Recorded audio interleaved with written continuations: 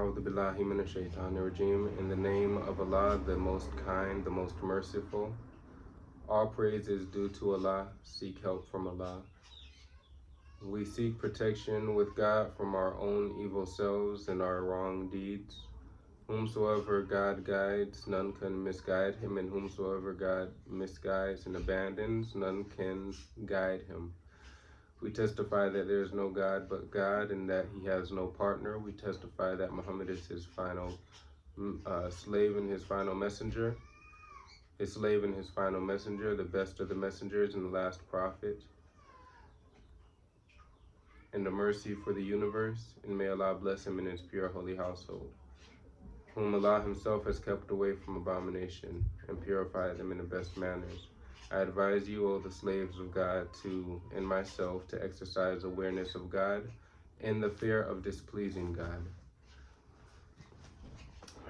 Now, there has been a raised question about why God doesn't specify about the history of the Messiah, the son of Mary, Isa ibn Maryam, or, also known as Jesus, the son of Maryam.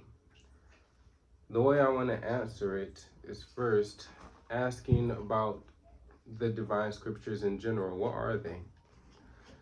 Now, if we were walking along a road and we see a signpost, and the signpost tells us that one way is to one place and the other way is the other place, and we're seeing east and west, and we're saying if you go this way, this is what you'll find, and you go that way, that will be what you find. It's a guide, right? It's telling us it's guiding us to where we want to go. Now, is that signpost going to tell us the history about the people who walked that, or the people who put the signpost there?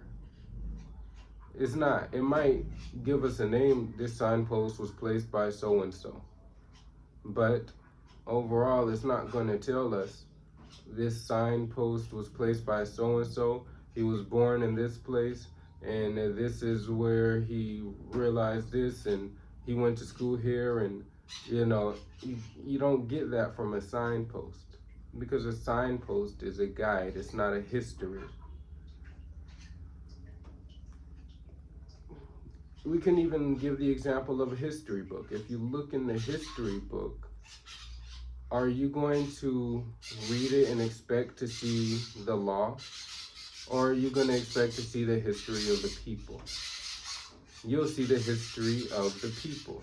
You won't see about the law. It might give the law here and there so that you can understand why the people in the history book went and did certain things that they might have done, or what they used the law for.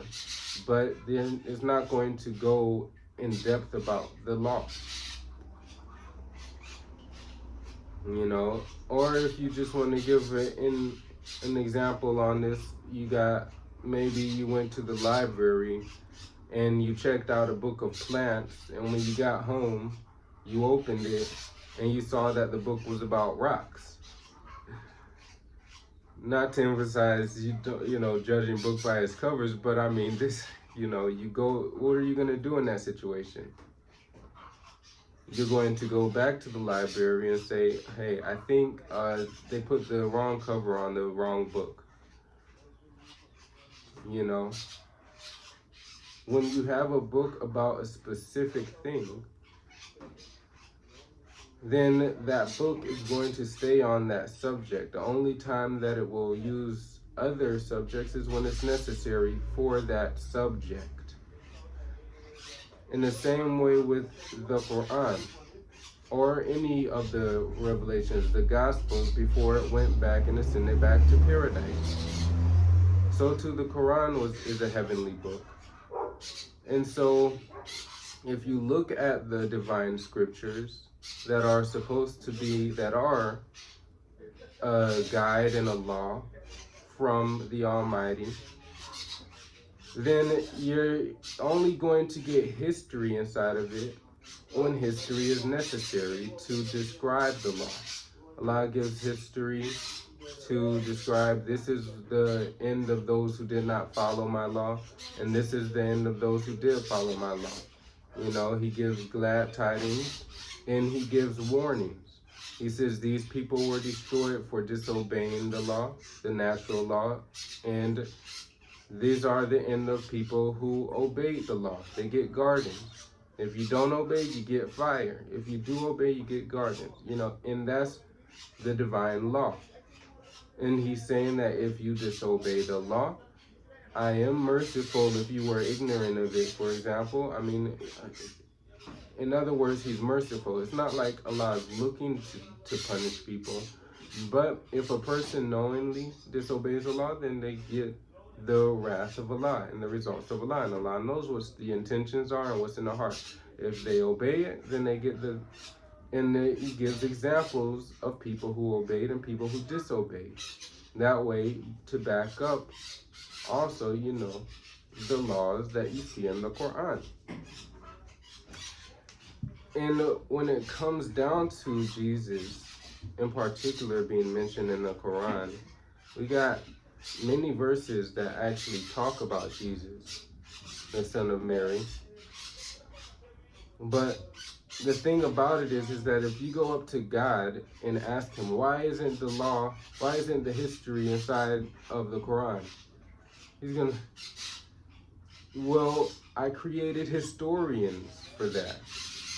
Why am I going to create historians in vain if I'm just going to put the history inside of my law book? Allah doesn't make mistakes or do things in vain. That will cause him to be an art of confusion. And that's not what God is. God does things with wisdom. You know, when he destroys, he does it with wisdom. When he raises, he does it with wisdom. You know, when he humiliates, he does it with wisdom. When he honors, he does it with wisdom. He does it for a reason and a purpose and with justice.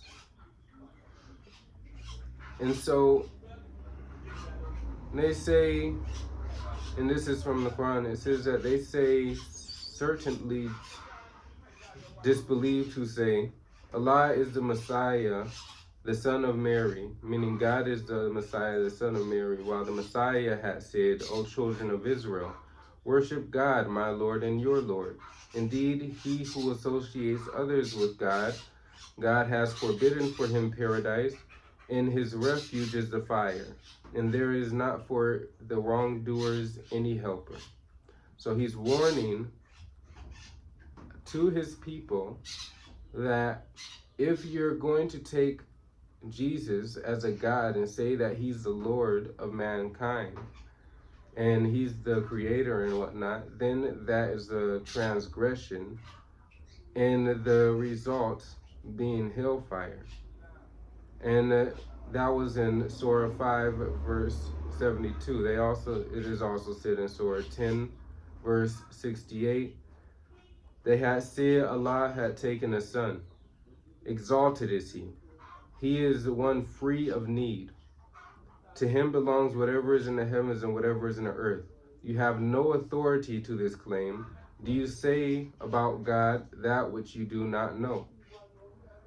I mean, and when it comes down to it, God is not physical. God is metaphysical. So attributing to him a child or a son, or even if you attributed to him parents, that's limiting God.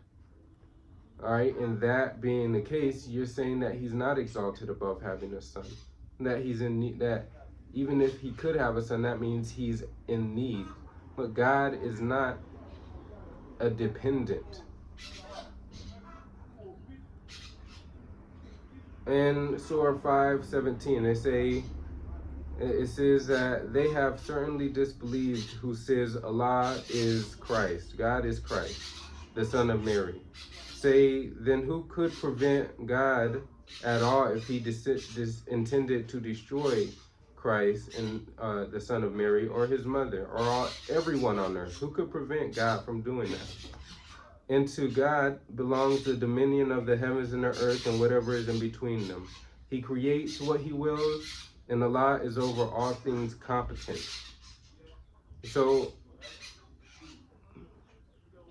even Christ, the son of Mary, and Mary himself and all the people on earth are not above God, nor do they share divinity with God.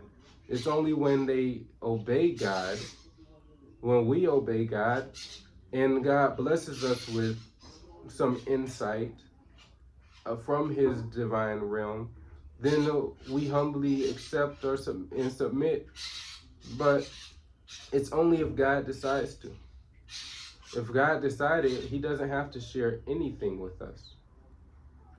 But God is just, and God is generous, and his light is there for those whom earn it and submit their will to his will.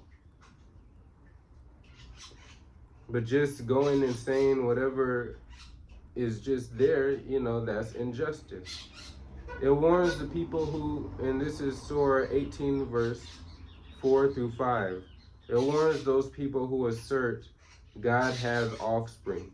They have no knowledge about this, nor did their forefathers. It is a monstrous assertion that comes out their mouth. What they say is nothing but lies. In the history, we know that there has been colonizers and people who came and took the history and distorted it, and took the holy books and distorted it, created their own churches, and since the people were slaves, they took their religion from them and made their own religion based on the religion of their people. So the followers of Christ did not call him God. It was the ones who were at that time calling him God, and even against what he wanted them to, they called him God. So now you go down the line, they're going to make the people and oppress the people into calling him God. And now, well, you know the rest. You go down the history, and we got rewritten versions of the Bible, and where they say that God is the Father, and you say that Jesus is God, and all these monstrosities, these assertions that they can't come up with.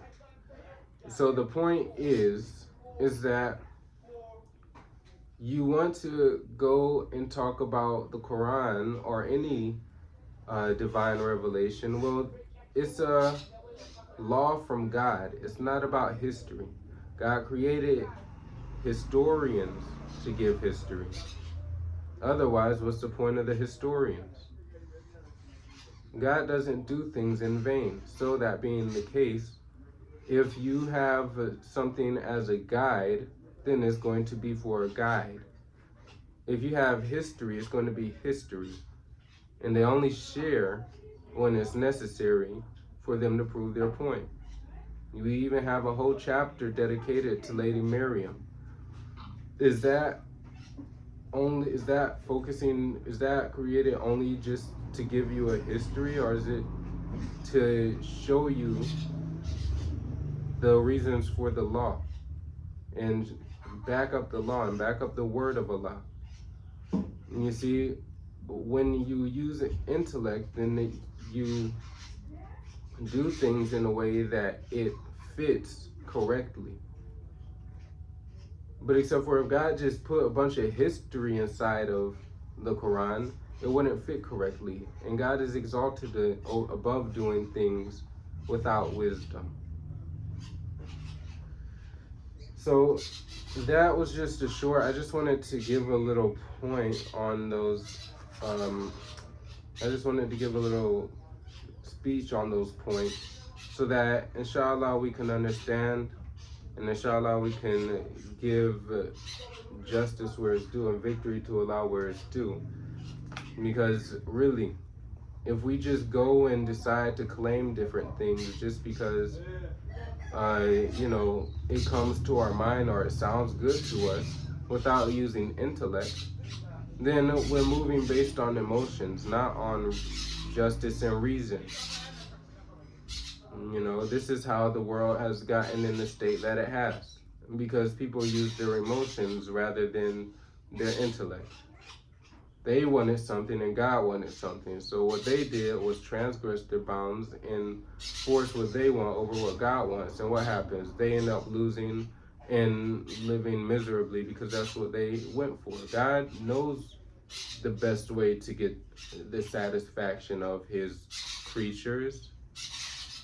And if we're not submitting to what God wants, then how can we be satisfied if we're just submitting to our own selves? You get a short-term, temporary, short-lived pleasure, and then the rest is misery, because it was our pleasure, and the rest, and overall, it's scarce of God's blessings.